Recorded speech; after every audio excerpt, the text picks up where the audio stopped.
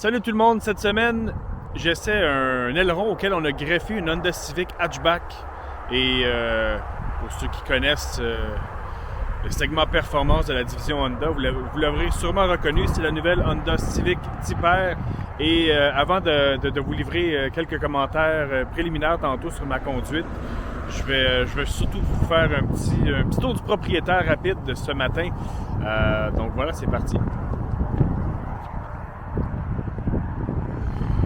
Alors, comme vous le saviez sûrement, la nouvelle Honda Civic, bien évidemment, elle est basée sur la version hatchback de la nouvelle Civic, lancée il y a 2 ans déjà.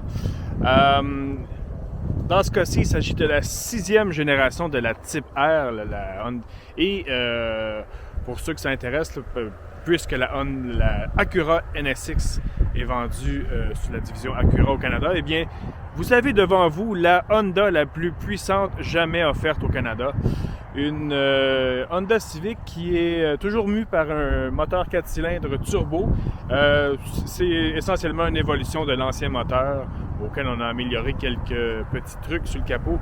Donc on parle ici d'une puissance de 315 chevaux et un couple optimal de 310 livres-pieds. Sous le capot, donc on a remodelé le turbo, on a amélioré l'entrée d'air. Vraiment, il y a quelques petits tours de magie que les ingénieurs de la division Honda ont apporté à ce modèle. Et personne ne s'en plaindra, c'est quelques chevaux de plus. Et à bord d'une voiture dont le châssis est très rigide, ça semble très prometteur pour l'instant. Vous l'aurez peut-être aussi remarqué, cette fois-ci, le capot en aluminium, on peut même le sentir, là. Oui. Il y a un extracteur d'air chaud parce que, sous le capot, des fois, ça devient un petit peu chaud.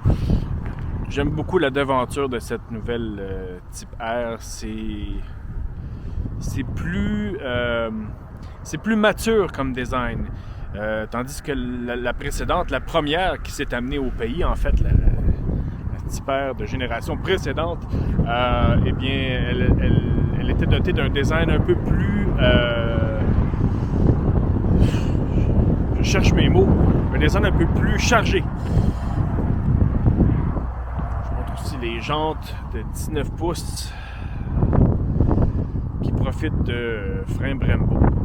On en a besoin quand on a 315 chevaux. Extracteur d'air ici. Évidemment, la Honda Civic Type R est plus large que ses consoeurs. Donc on peut le remarquer, là, l'aile est élargie ici pour faire suffisamment de place aux grosses semelles.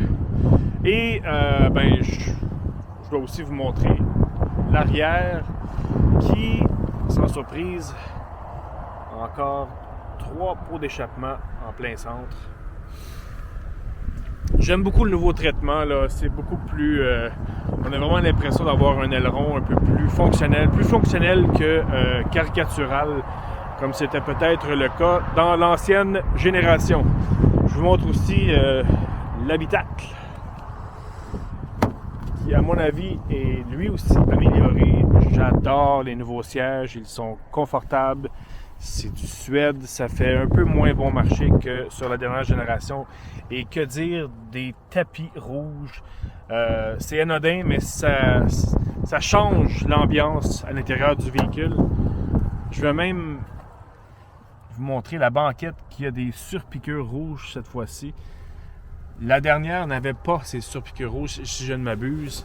Je ne me souviens plus par contre s'il y avait ces belles ceintures de sécurité rouges. Mais c'est vrai qu'ici, on n'a même pas de buse de ventilation. Ce n'est pas un très gros défaut, à mon avis, puisque dans une voiture de la sorte, tout se passe en avant et avec des sièges, un volant très agréable à prendre en main et une position de conduite assez agréable. Tout ça semble très prometteur, mais pour l'instant, je ne vous en dis pas plus. Je vais aller conduire. Je vous reviens tantôt avec une vidéo qui va résumer un peu ma conduite d'aujourd'hui, car la voiture doit déjà retourner au constructeur dès demain. Donc voilà, je vous laisse là-dessus. Je m'en vais conduire. Salut!